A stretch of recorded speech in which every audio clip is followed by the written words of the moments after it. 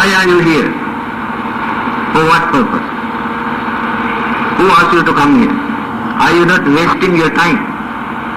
No? These are the things you must remember. Many people come and tell you. Because they cannot understand, they cannot appreciate this kind of what they call systems or way of life. Among thousands, there may be one or two who can appreciate. So you have to sacrifice so many things. Your duties, responsibilities, obligations, enjoyment, income, pleasure. How many things you have to sacrifice for the time being. It is not a job. It is not so easy. That is why many people don't like this way of life. Then why do you want to come and join this program? Why do you want to enrich your knowledge? Why do you want to purify your mind?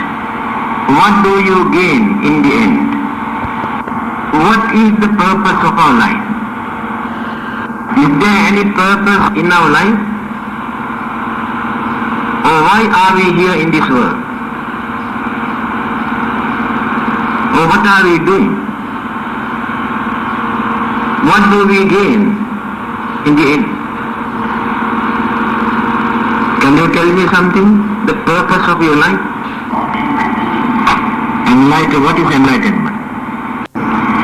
No, enlightenment is not liberation. Entirely different meaning. Enlightenment means realization. Realization. Liberation means freedom. So which one do you want? Whether enlightenment or liberation?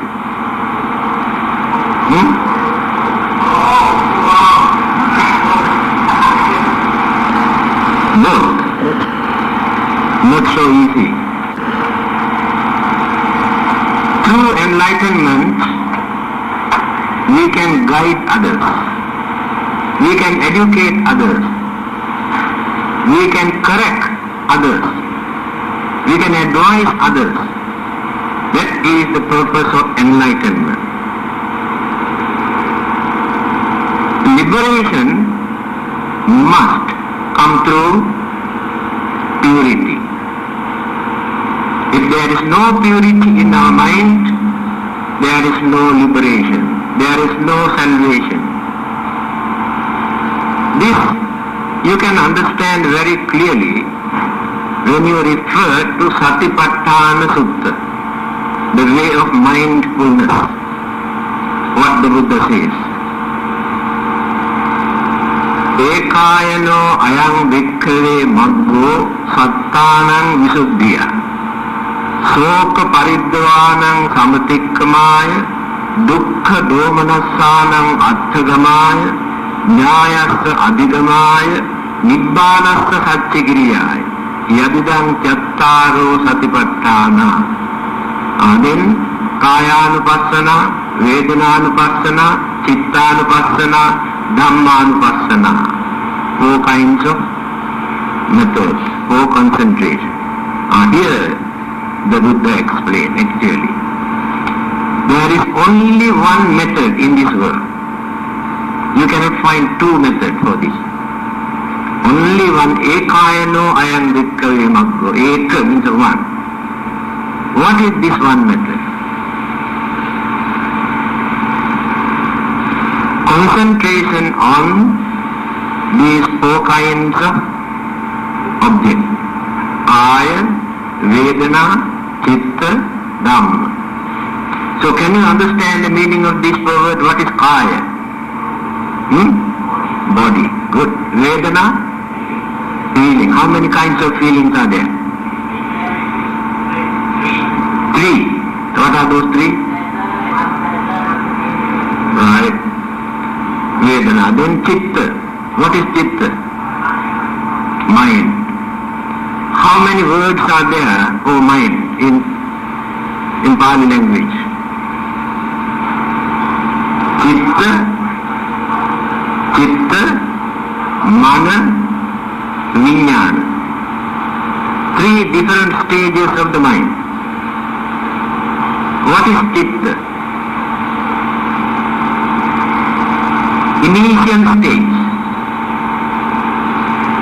at the beginning, or when the mind does not take any object, when the mind is in passive state, usually use the word chitta, mental energy, just like electricity.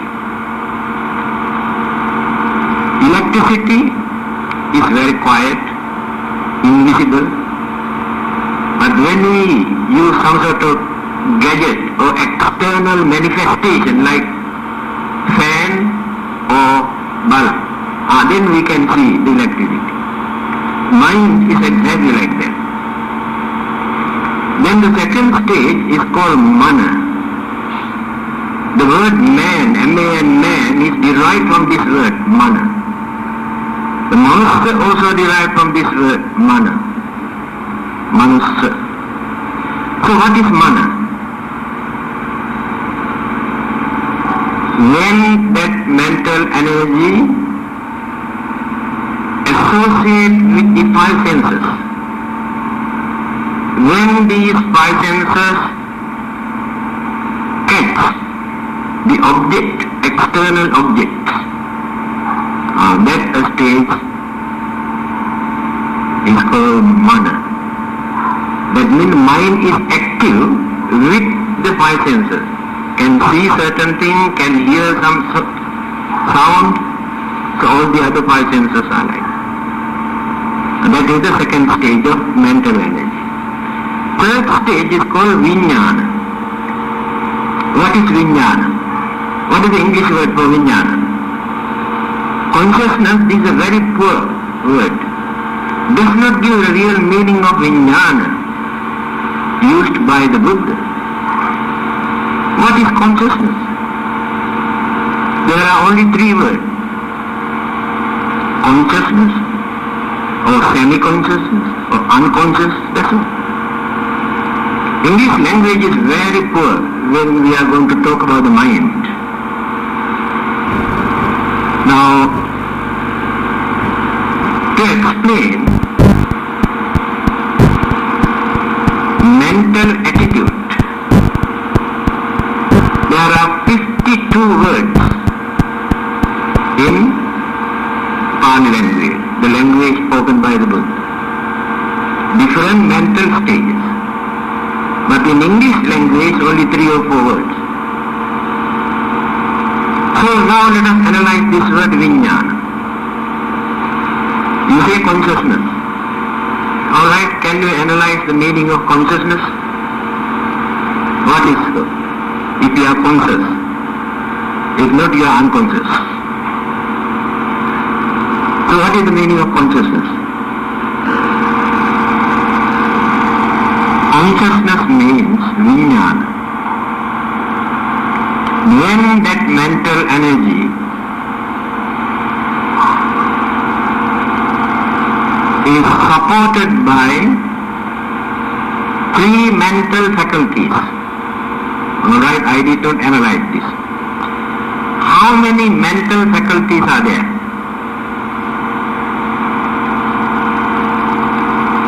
Like medical faculty, science faculty.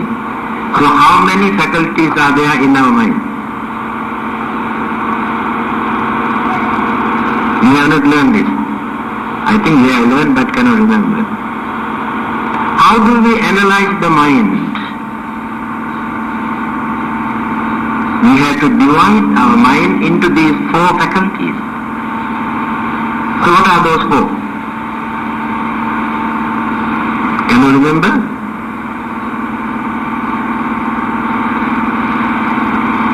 Vedana, Sanya, Sankhara, Vijnana. 4 mental faculties. Simply when we say mind, we do not know which mental faculty that we refer. Alright, what is Vedana? Feeling, sensation, feeling that we experience. Can body experience feeling? Can or not? Then who experiences? Only mind. Body cannot experience anything. Pain, pleasure, experienced by the mind, but not the body. But we feel the pain is here, that the mind experiences the pain. Alright, that is one mental faculty. Second one, sanya. What is sanya? What is the English word? Perception, perceive. What does it mean? We perceive something. Perceive means identify, recognize. This is so and so. This is good. This is bad. This is useless. This is dangerous. That is called sanya. Identification. Another mental faculty. Third one. Sankhara. What is sankhara? There are 52 mental faculties, mental attitudes, not faculties. 52 mental attitudes. In this word, sankhara. English word, mental concomitant or mental formation is not wholesome and unwholesome mental activities. But forget about all these words. We can use our own word, then can understand easily. Good and bad mental habits. Sankhara. We have our own mental habits. Some are good, some are bad. By nature. Not given by God or Buddha or anybody. Our own mental attitude. Take for instance, in one family, assume there are 6 children from the same father and same mother, same food, same education, same environment, but they have entirely different mental attitudes. How these discrimination differences appear? Who gave them? Who introduced them? By the mother, nor by the father.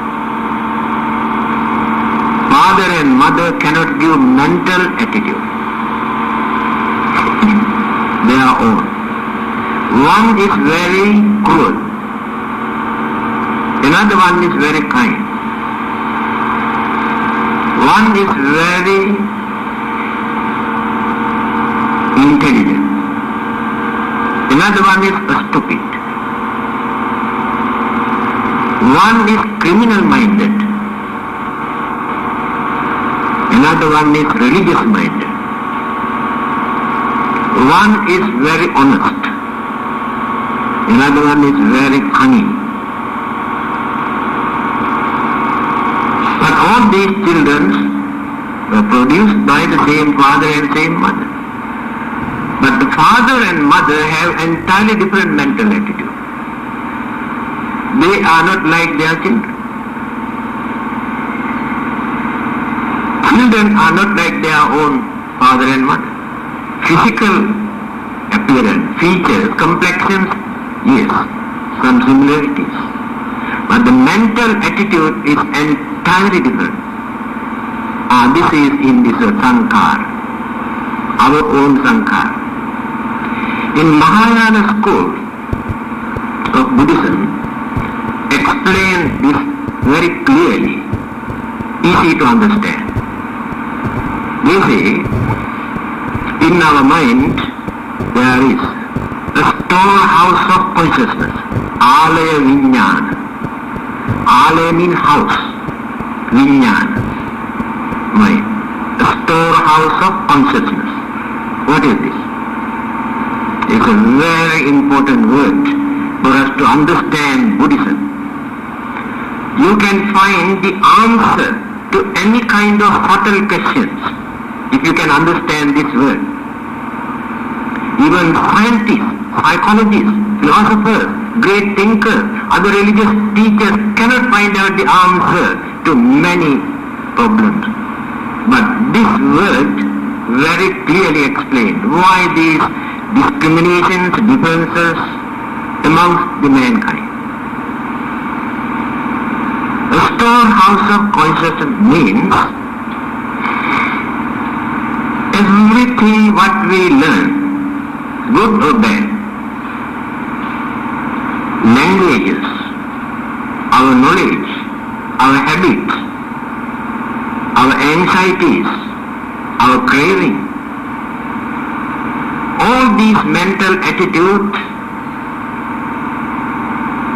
are deposited, stored in that consciousness.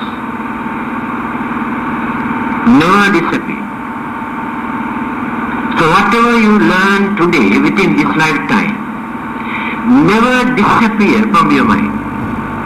But you may forget. But they are deposited already in the subconscious mind. Occasionally, you may experience some of them in dreams. When the senses are not working with the mind while we are sleeping, subconscious mind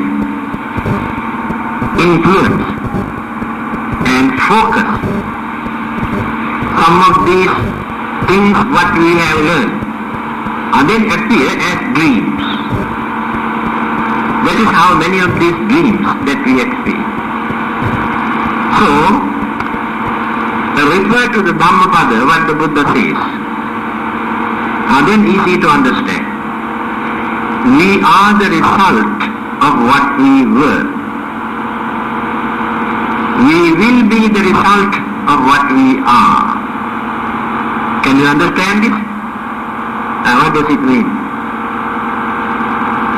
We are the result of what we were.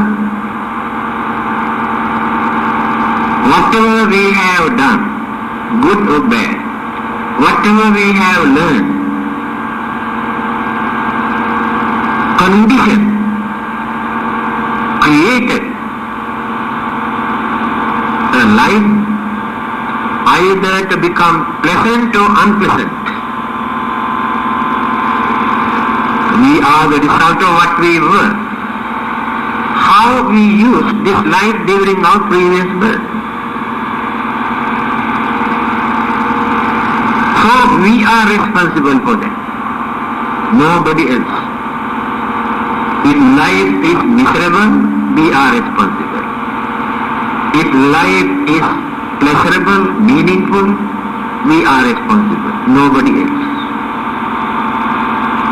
Then we will be the result of what we are. This is not the end of our life. The continuity. No one can stop. Whether we believe or not, belief is not important. Because this is natural. So if existence takes place again, that existence take place according to our way of life today. That means we are molding our next life. Every thought, every word, every action, if they are belong to wholesome and unwholesome, or good or bad, Or in other words, good karma and bad karma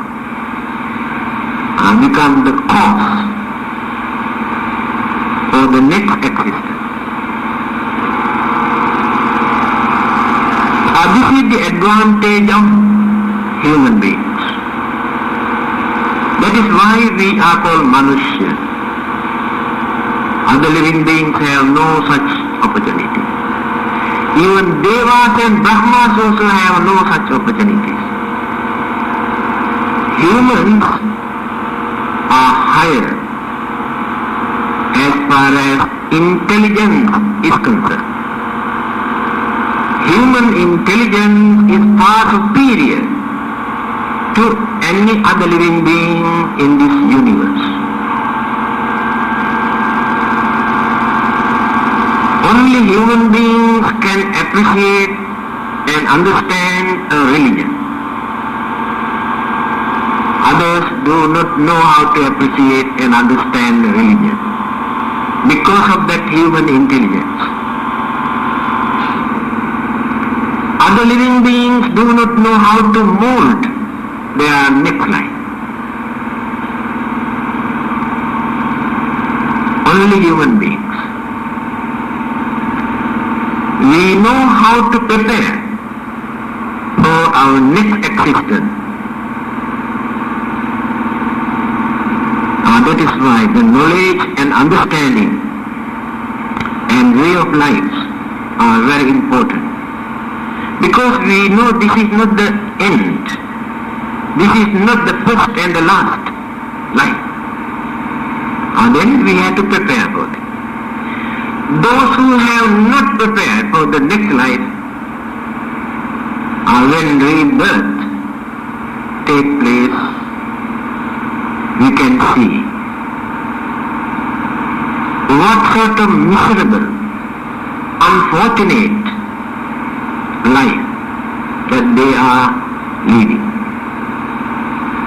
When you see the world, do you know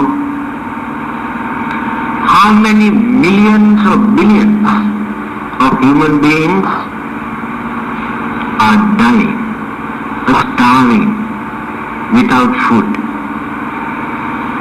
in many parts of the world? How many millions of human beings are there who cannot find out a piece of cloth to cover their nakedness? Even during the summer and winter, day and night, they have no piece of cloth to cover their body. How many millions of human beings are there who cannot find out a shelter throughout their life? Their birth and death both take place at the roadside or pavement or under the trees. No shelter.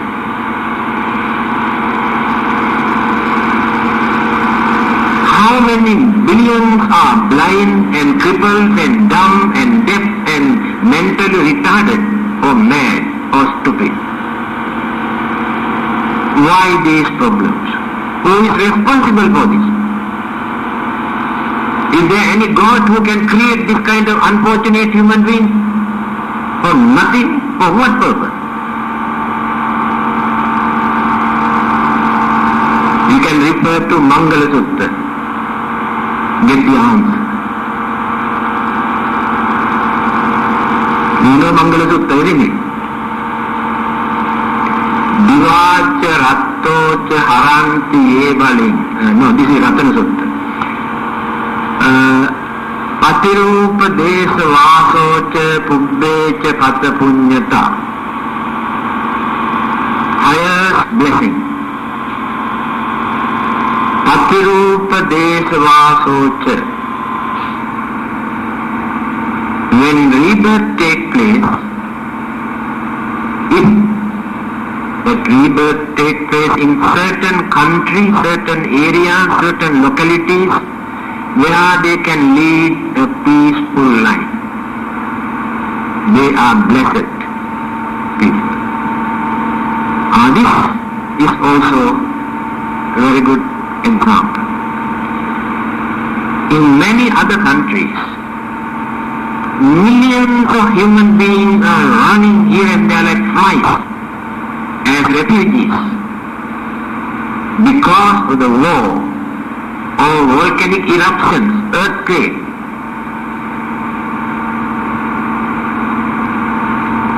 In many parts of the world,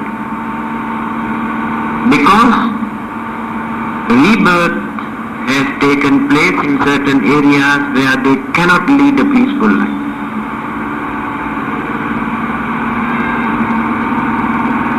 But many others, now those who are in Malaysia, in this country, actually,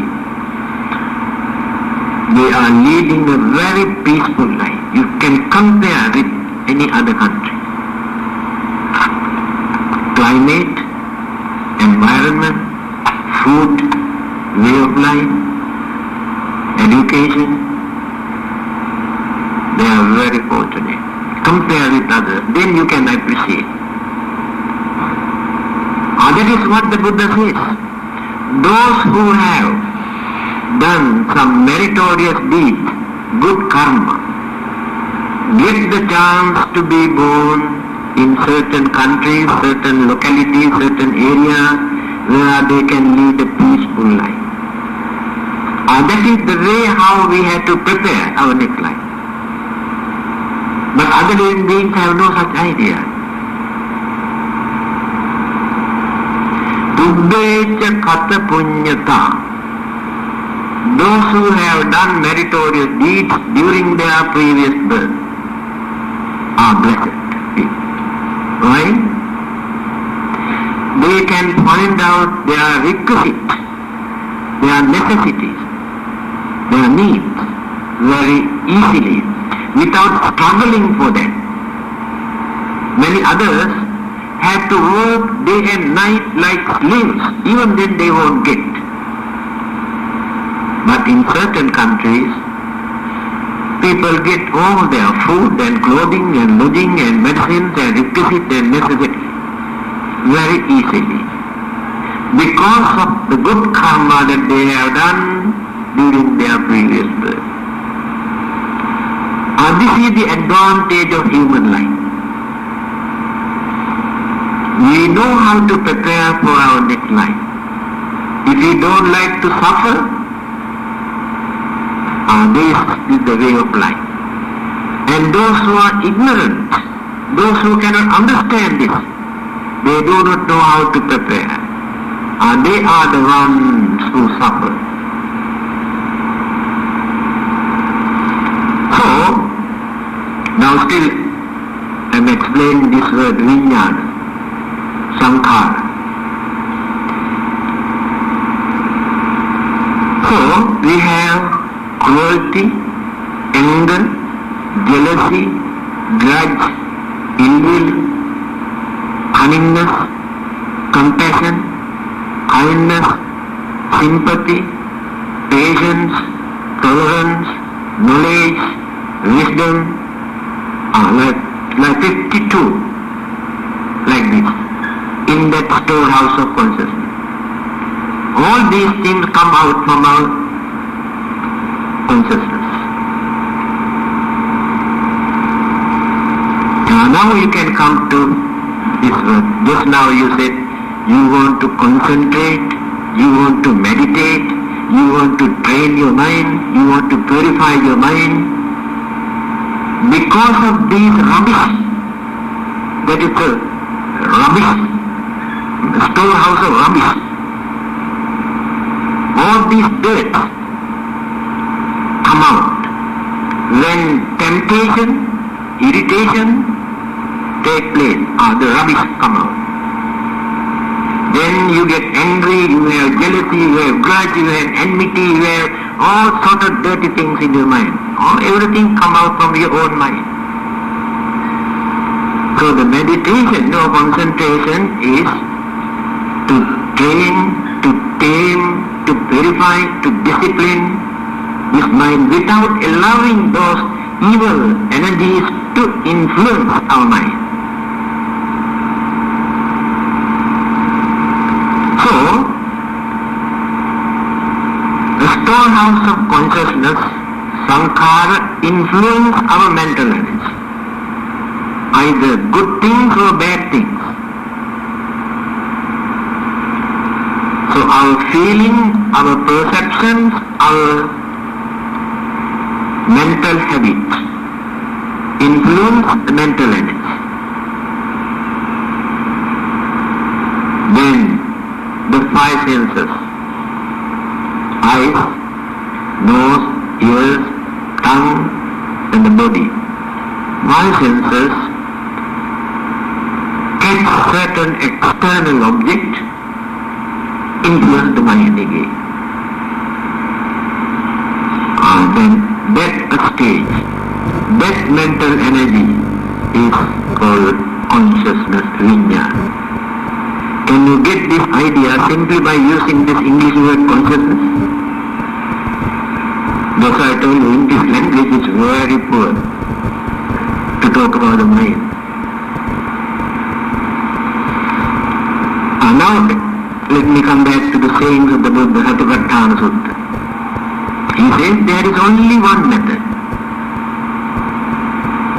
What is this method? Concentrate on these four: body, feeling, the mind, and the natural phenomena related to the mental attitude. Are these four. Beside this, there is no any other method. Here the Buddha never says that Buddhism is the only method. It is not Buddhism. Anyone can practice, whether Buddhist or otherwise, this kind of concentration. Analyze. So by concentrating, analyzing, understanding, then the purification takes place in the end. Through this purification, we gain these kind of things. What are those things? Sattanam visuddhya, complete purity and perfection. We are not perfect. We make mistake because of that storehouse of consciousness influence the mind, the bad habits that we have stored in our subconscious. Soka paridvanam samatikkamaya.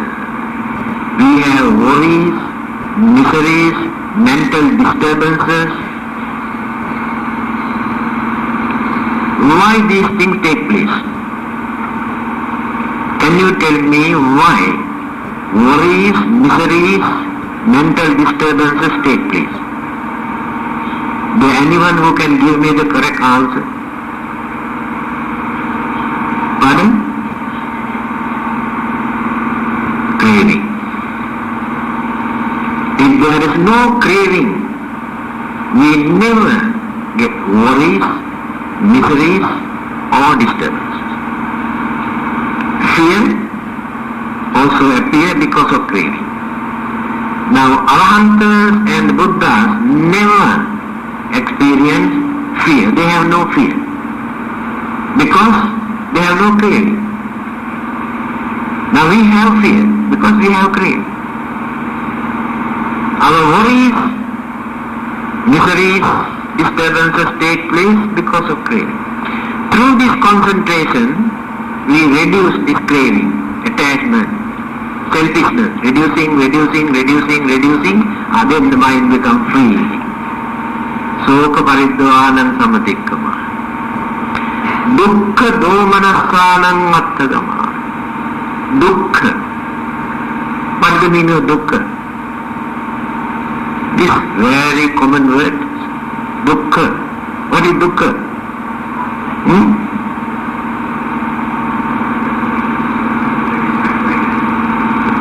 Dukkha in simple language, suffering.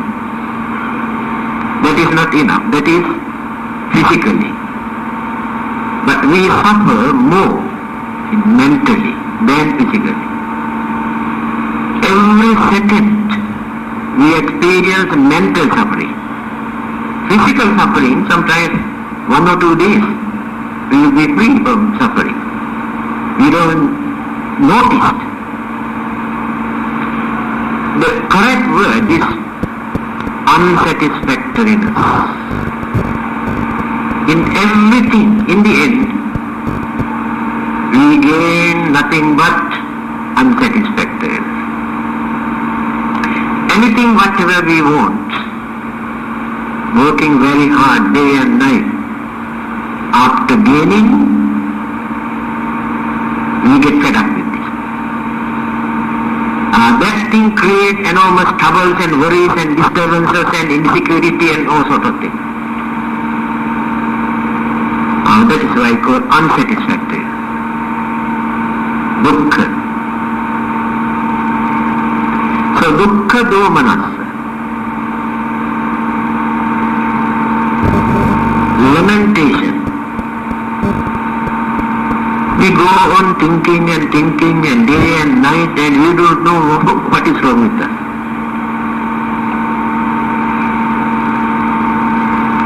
It is due to lack of understanding. We create our own imagination. We feel some sort of insecurity. Then the life becomes miserable. So we can get rid of this thing if we know how to concentrate on these four objects. Dukkha dhammanassanam arthagamaya. Nyayasya adhigamaya. For the attainment of sainthood. Sotapanna, Sagadagami, Anagami, Arahant. We never gain the chance to attain any of these stages without practicing this concentration. Nyayasya adhigamaya. You know what are those four stages in it? Did you learn? Did anybody explain? The four stages to attain Nibbana? What is Sotapanna? Actually there are two meanings. Sota apanna. Sota means stream. Apanna means got into them. So one who got into this stream never goes backward. Only one way to be. Towards Nirvana. Therefore it is called Sotapanna, Sotapanna. Another meaning. Sota means listening. Apanna means reach. After listening, the understanding reached our mind. The realizations appear. And this is another interpretation of Sotapanna. To attain this stage of sainthood, how many things that we have to do? There are three. You have to unload these three burdens from your mind if you want to become or attain the first stage of sainthood as Sotapanna. What are the three things? Sakkaya Ditthi, Vicikiccha, Silabbata Paramasa. These three things must be removed. What is Sakkaya Ditthi? The concept or the belief of eternal self or soul. If you believe that there is an eternal soul created either by God or just appear automatically, you cannot enter into the first stage of sainthood because it is a misconception. Believe in eternal soul, Sakkaya Ditthi. But some people interpret this in different ways.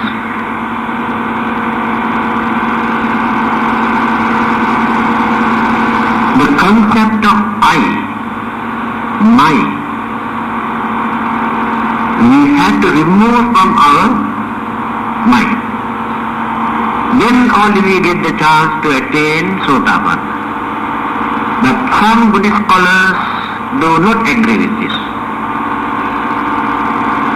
Because It is not an easy task to remove this at once, at the beginning.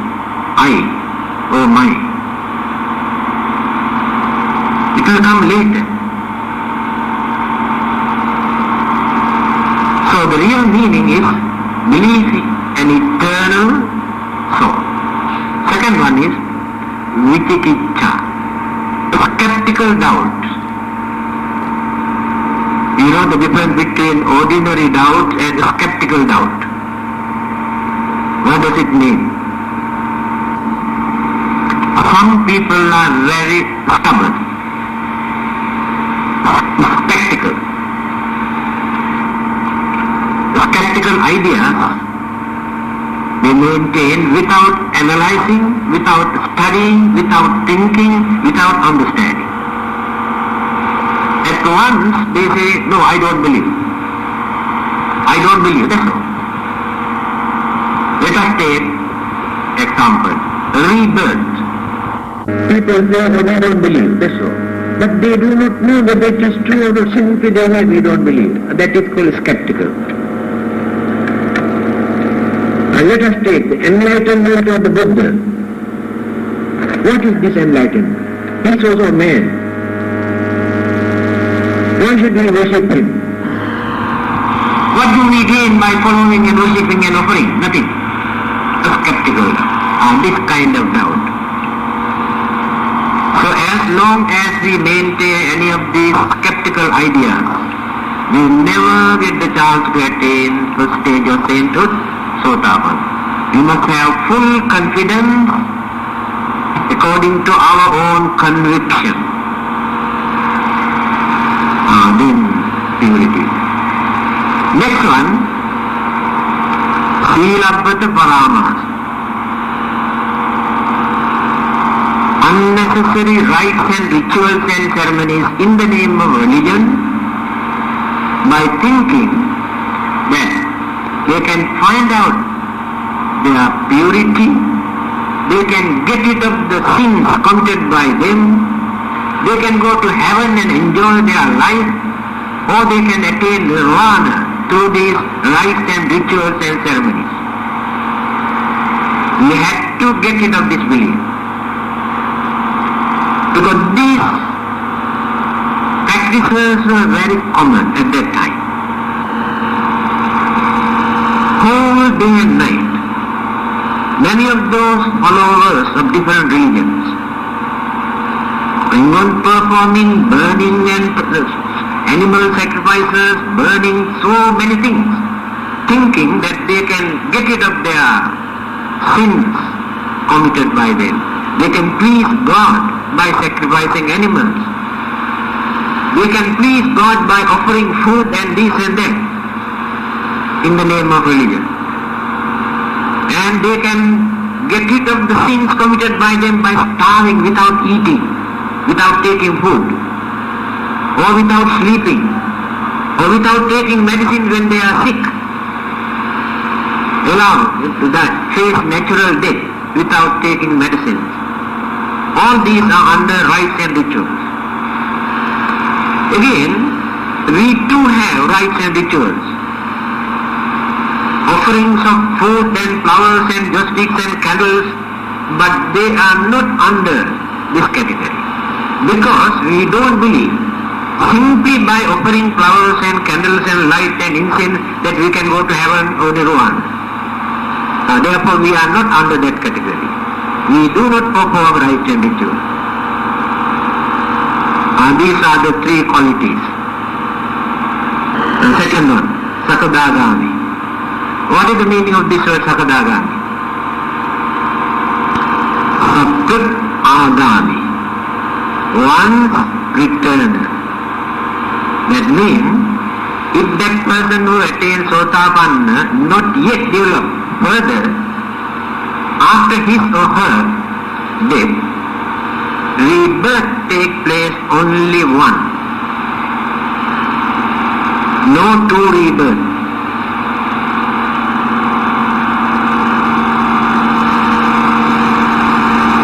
Then what are the qualities? Two things. Kamaraga, Patiga. These two things are very, very strong, very deeply rooted in our mind. We cannot wipe out, we cannot eradicate completely, but we can suppress them, control them. Then we get the chance to attain second stage of Sotapan, the stage of sainthood. So what is the meaning of these two? Kamarad, craving for sensual pleasure. Through our five senses,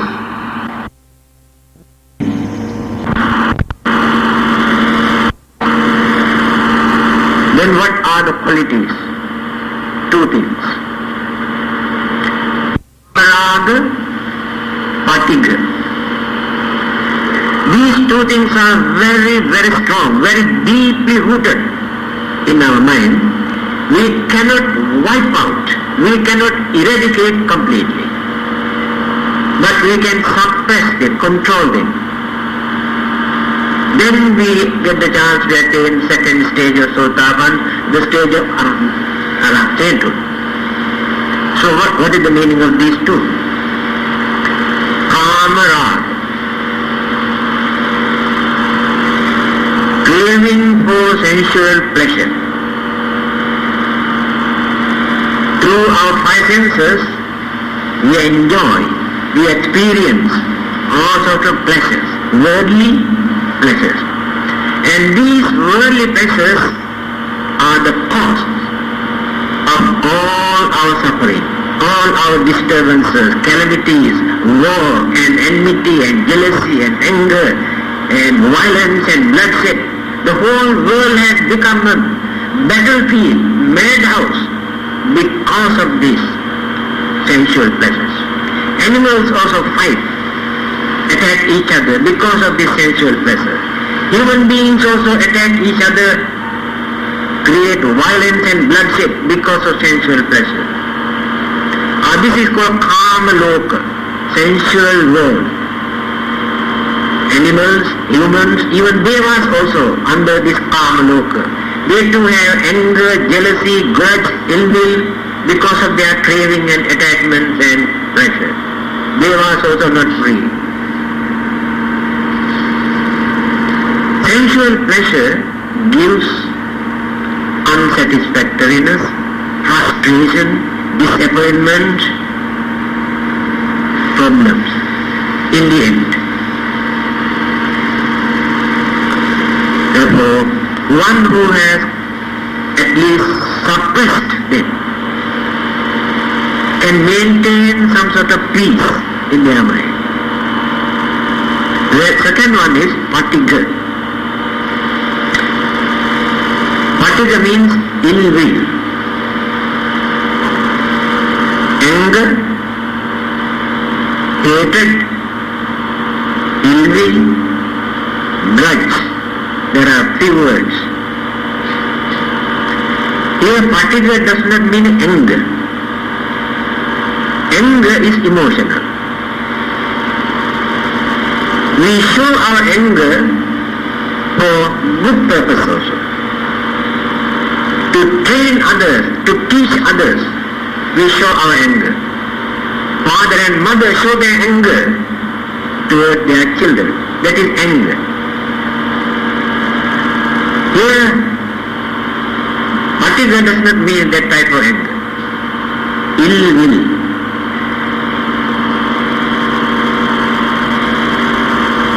Grudge. Hatred. Interrelated. All these three words. The anger that we keep in our mind by thinking how to harm, how to take revenge, how to disturb, then it will become ill will. It is not that anger suddenly flare up and disappear. But some people keep that anger forever in their mind, never forget, never forget. Then it will become ill will. It is very dangerous. Why it is dangerous? If we die. By keeping that in our mind, we never get the chance to be born in a good condition. Life becomes miserable. Because that anger becomes devil in our mind. Ruins our life. So before our death, we had to withdraw. Otherwise, life becomes miserable.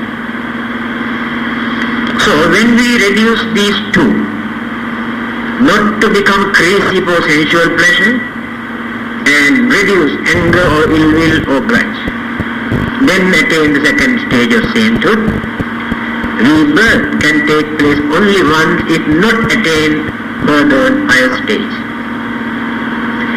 And then the third one. What is the third one? Anagami. What is the meaning? Never return. What does it mean? Never return to this mundane world, Kamaloka, sensual world.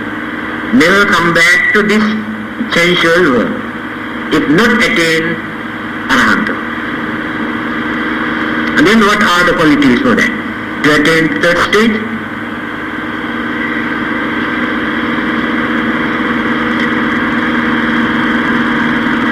Two impurities that we have suppressed and controlled in the second stage. In the third stage, we completely eradicated, wiped out, no more, uprooted. No more ill will, no more craze for pleasure. Now, why it is called never returner? What will happen to that person? Where does he go? There are 5 kinds of Suddhavasa Brahma Loka. Pure abode. In English they say pure abode. Suddhavasa. Suddha means pure. Avasa means abode. Pure abode. So those who have attained third stage of sainthood did not attain Arahanthood yet. After their death, rebirth takes place in one of those 5. Suddhavasa, pure abode, Brahma. The difference between life in Brahma, Devas and humans. Do you know the difference? What is the difference between human life and Deva's life? Is there any difference? No? There are. What are the differences between Devas and Brahma's life? You don't know. Okay, then you must learn today. As human beings, we had to suffer physically and mentally more than those Devas and Brahmas. Jati vidukha, jara vidukha, vyadi vidukha, maradam vidukha, yam picchanelabi, sanki dukha, appiye sampogo dukho, appiye vipogo dukho, all these things, dukkha and dukkha and dukkha, nothing but dukkha. As soon as child is being born to this world, that baby starts crying. Have you ever seen any baby come to this world with smiling face? Never. First thing that shows the nature of this world, nothing but suffering. Mother is suffering there and baby is suffering here. Both are suffering. That is the beginning. At the beginning, there is nothing but suffering. Later, all sorts of sicknesses, suffering. After that, old age, suffering. After that, death, suffering. In between, fighting, quarreling, accusing, blaming, cursing, so many friction, conflicts are here, full of suffering, human life. But the Deva's life is not like this. In Deva Loka, Female devas never give birth. So how lucky they are. Our poor mothers are suffering here. How many months they have to suffer, at the risk of their life. But Devaloka, those female devas never give birth. They are exempted. The life appears. That is called a spontaneous birth. Opapatika, spontaneous. Never give birth. Just appear like this. We cannot understand, we cannot believe, that's all. And a spirit, ghost, devils, also like that. No mother to give birth. They also just appear. And devas. As they appeared, they remain. No changes. Can you believe that? That means no babies, no small children. They appear as fully developed bodies and they remain without any changes, no old age. Free from sicknesses, no gastric trouble, no heart trouble, no cancer. Free from sicknesses. Free from old age. Not free from death. But their death is not like our death. Just disappear. That is death. Just like flame of a candle or oil lamp.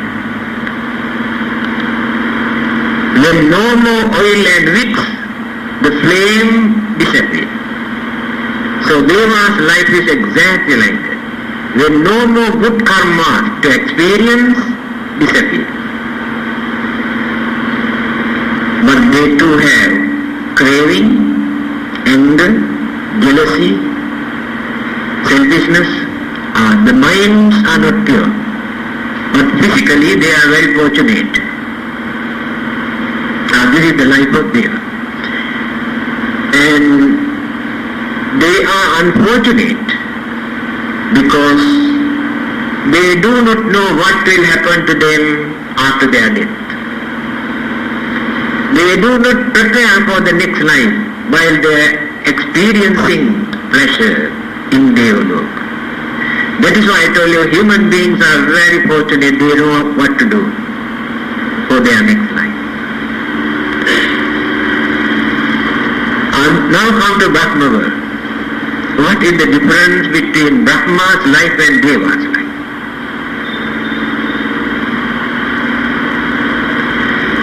Those Brahmas do not use all the five senses. Now we have five. They use only two. Eyes and ears. Only these two senses for their living. Smell, taste, sensation, they don't experience. Then they will be free from many of those disturbances. Very easily they can maintain peace, calmness in their life. Only two senses are dealing with the mind. Then who are those people?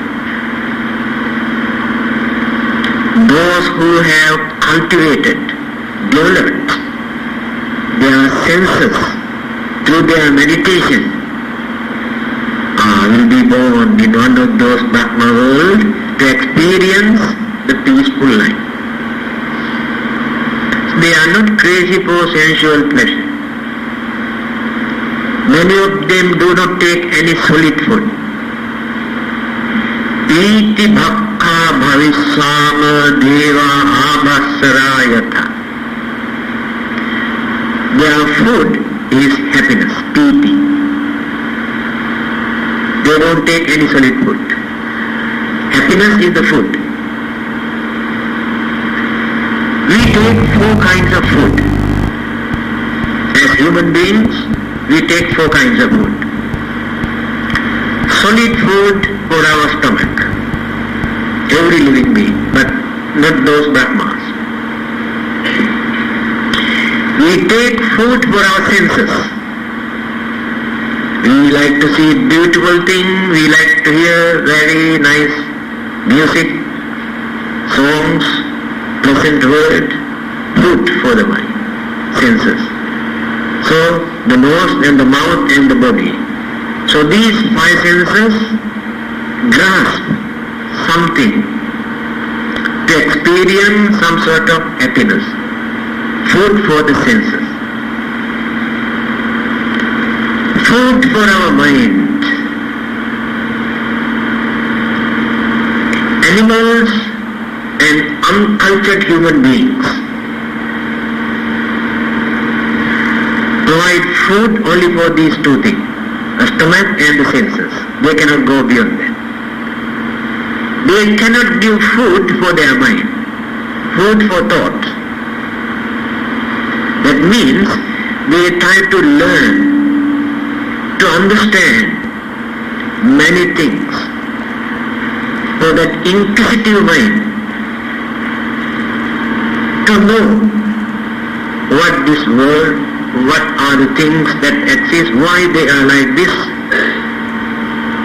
Food for the mind, that knowledge.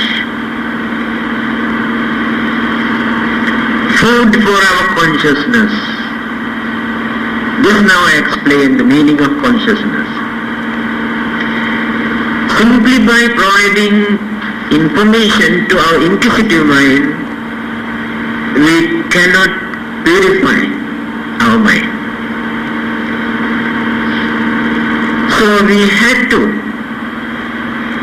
provide enough facilities for that mind to reduce mental burdens, mental responsibilities and obligations. Otherwise there is no liberation, no freedom. Knowledge can become a burden. Therefore we have to reduce our attachment, our craving, our selfishness, and then we provide food for our consciousness to maintain purity, to gain enlightenment and perfection. Four kinds of food. So Brahmas in Brahma world, they lead their life for a long period. After that again disappear. They have not prepared for the next life. That is why the Buddha says, don't think. Simply by attaining Devaloka or Brahmaloka that you have completed your journey. There are two more in Brahma world. Physical body without mind. Mental energy without physical body. Can you believe this? Cannot. Brahma. That means rebirth takes place in Brahma world, physical body remains there, mental energy is there but no mental activities. Mind is in passive stage, inactive, just like under anesthetic injection.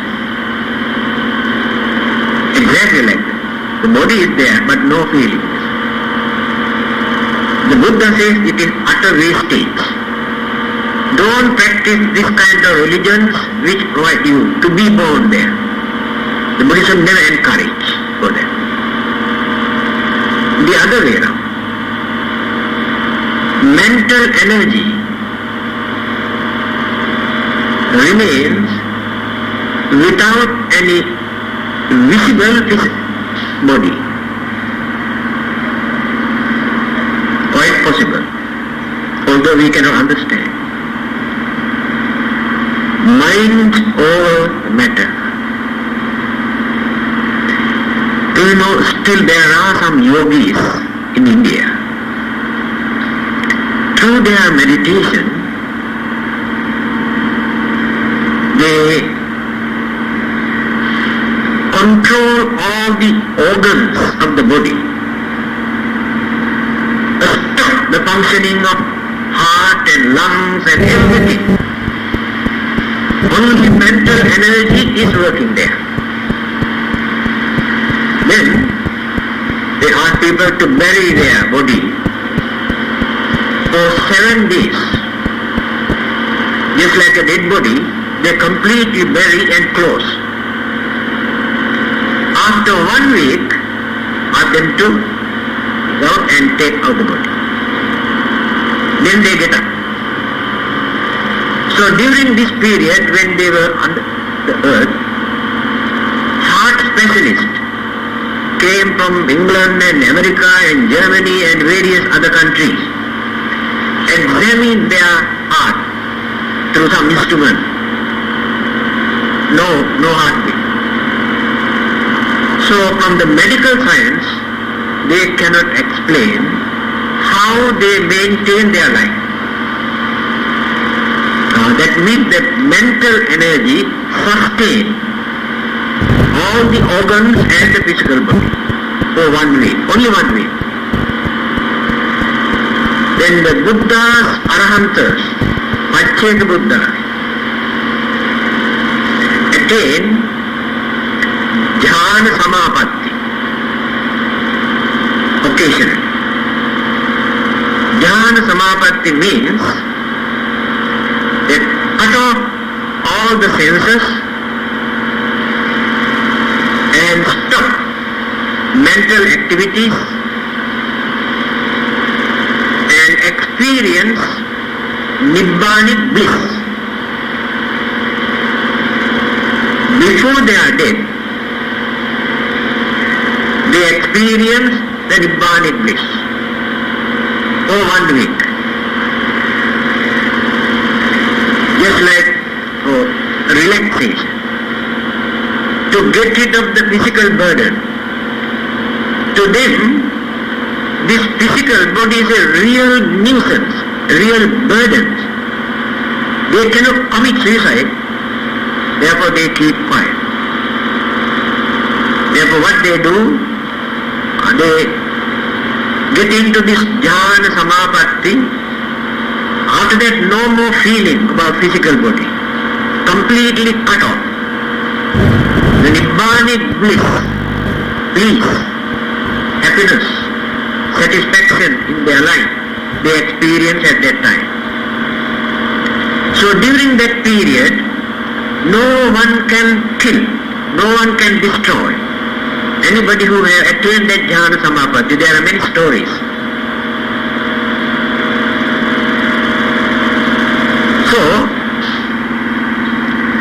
now you can understand how the pure mental energy can control or sustain the physical body without any feeling.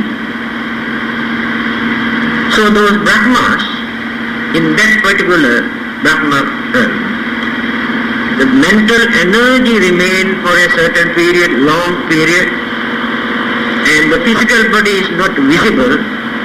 So life process and mental process work together without any element. This is the difference. Now you can understand. Humans, Devas and Brahma. And what is the difference between humans and animals? Do you know the difference? Is there any difference? What is that? Higher planes of?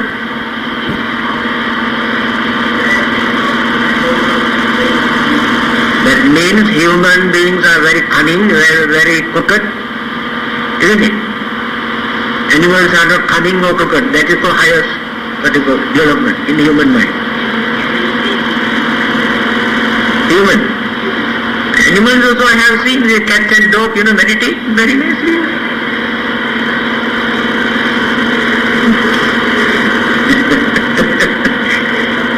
The difference is like this. Ahara, nidra, bhaya, maithunancha. Samanya metat pasudhir narana. Dharmo hi tesam adhiko vishesa. Dharmena hina pasubhir samana. What is this language? What is this language? Pali, wrong. What do you think? Sanskrit. Difference you can catch, Now say Dhamma in Pali, Dharma in Sanskrit. Nirvana in Sanskrit, Nibbana in Pali. Manushya in Sanskrit, Manusya in Pali. Similar. So, this clearly indicates the difference between humans and animals. Ahara, taking food. Animals do that. Nidra, sleeping. Animals, I think, sleep more than human beings. Bhaya, self-preservation, to protect their life. They have something. Maithuna, sex. These four things, eating, sleeping, sex and self-preservation. These four things are very common amongst all those animals. Every living being. Then if any human beings also live only for eating and sleeping and experiencing sex and fighting for their survival, then what is the difference between humans and animals? Is there any difference? Yes, there is. Animals have tail, we have no tail. Animals are four-legged, we are two-legged. That is the only difference. Then point out there is a difference. Dharmo hi tesam adhiko vishesa. There is something which is called dharma in human mind, which you cannot find in animals. Dharma, that is religion. That's why I told you only humans have religion. Dharma. All the good qualities and virtues, such as kindness, compassion, honesty, sympathy, patience, tolerance, understanding, all these good qualities you can find in human mind if that mind is cultivated. But in animals' mind, although we develop their mind, they cannot cultivate. Now we train animals. They obey and listen to us because of fear, not through understanding. Now when you go and see in circus how lions and animals and tigers, all those fierce animals, listen to their masters. They obey, they do certain things because of fear, but not through understanding. But human mind, when it is trained, develop that understanding. That is Dharma. This is the only difference. If this Dharma is not in our life, there is no difference between animals and humans. Dharmena hina pasabirsa. If Dharma is not there, that human life is just like animals' way of life. Still I have not explained last stage of sainthood, Arhat. What is the meaning of Arhat?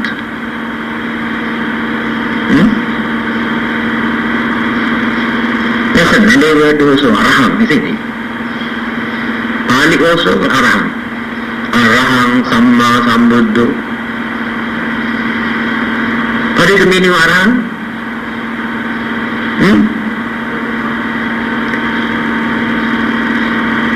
Worthy. One who is worthy of respect, worthy of offering, that person is called arahant. Another meaning. One who never does any mistake, even secretly. All the others have secret, but arahantas have no secret, because they never do any bad thing secret. Their honesty or sincerity never change. And therefore, that person is called arahant. To attain arahanthood, the higher stage, we have to complete 5 duties. Sakkaya-ditthi, vicikiccha, silabbata, paramasa, kama-raga, patika. Completed, these 5. Now, craving for fine material world. What is that? Just now I mentioned about Brahma world, where they experience some sort of calmness, peace, satisfaction. But if anybody crave for this kind of life, that person cannot become an arahant, because that is not the end, final goal.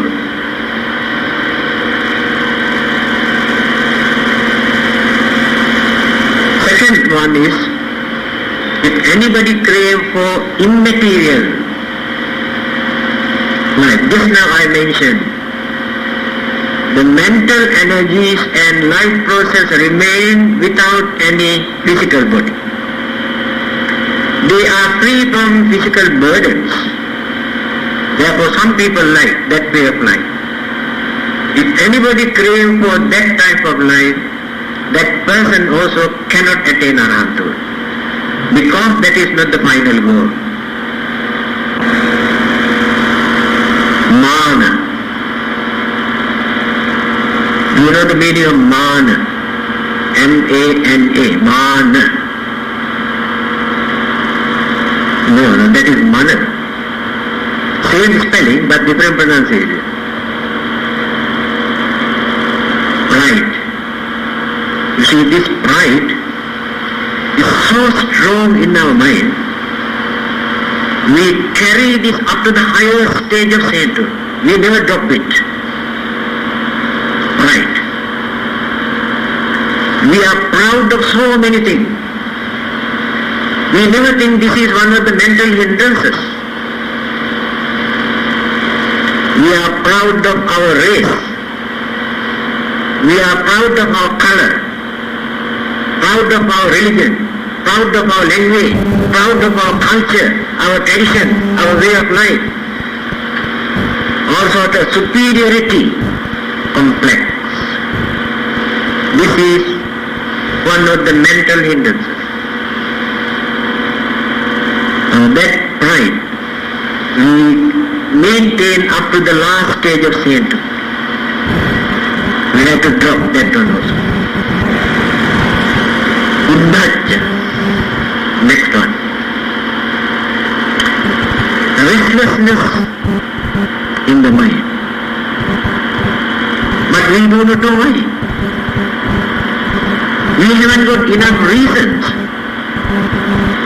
to tell why our minds are restless.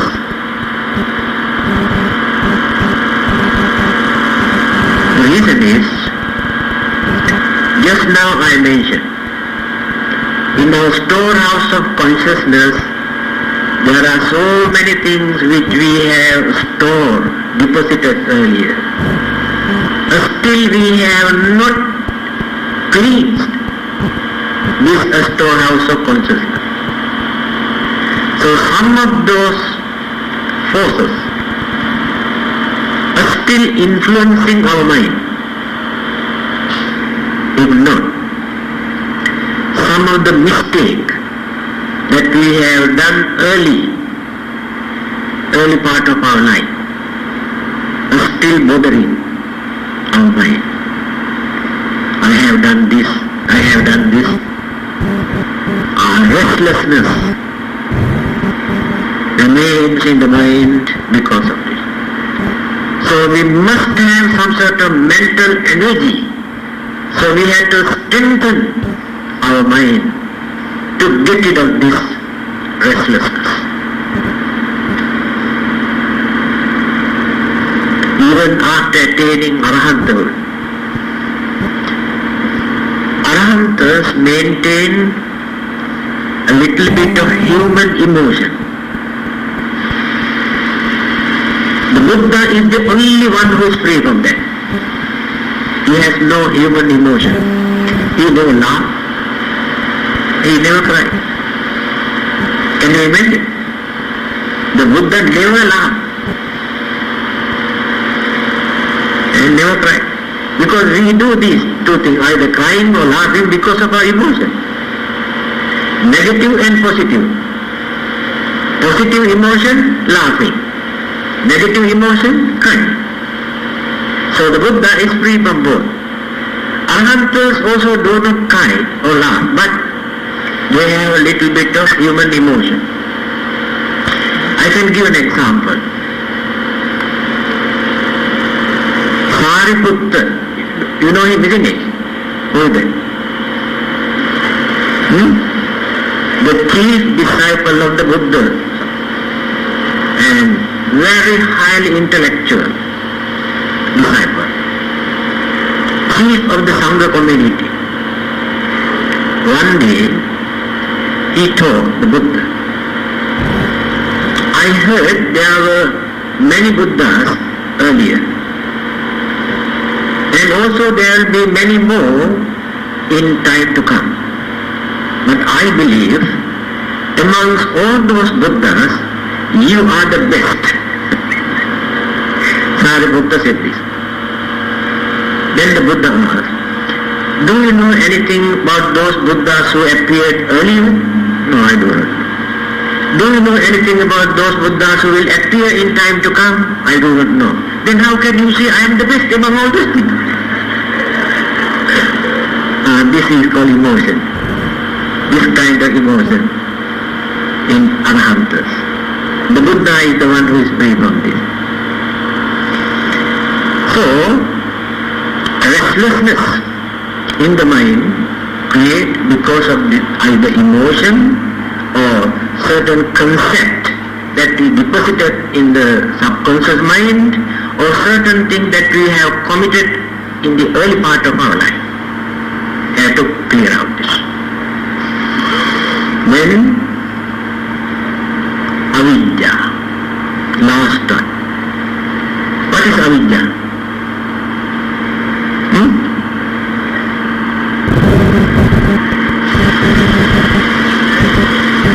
Pardon? Yes. Ignorance, illusions. Meaning of the word is avidya. That which closed our mind, therefore mind cannot see things properly. That we call avidya. Avidya, we are ignorant, isn't it? Do you think you are ignorant? What do you think? Are you ignorant? Do you admit? Then how to understand whether you are ignorant or not? How to understand? How can you say you are ignorant? You have learned the Dhamma, you know about the Buddha and the Dhammas. Therefore, how can you say you are ignorant?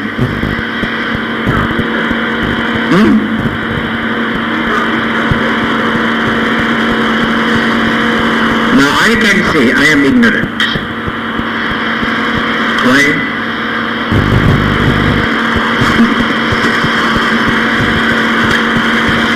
I do not know why I came to this world.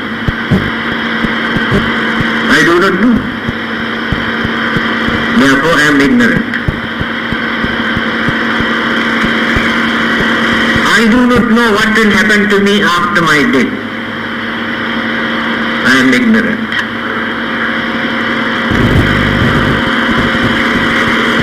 As mentioned by Socrates. So one day, somebody came and asked this question.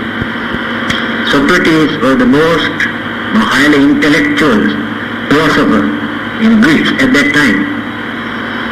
People believe that he knows everything. So one day somebody came and asked that everybody believe that you know everything in this world. Please let me know actually what you know. Then he said, I know only one thing, that I do not know. But many people do not know that. But he knows, he does not know. Others think they know. The same thing you can find in the Buddha's teaching. Can you remember where it is? In which book? Dhammapada. Yo balo manyati balyam pandito chapitena so. Balo cha panditamani save balo tivujjati. These are the sayings of the book. A fool who knows that he is a fool is a wise man. A fool who does not know that he is a fool is a real fool. The Buddha says.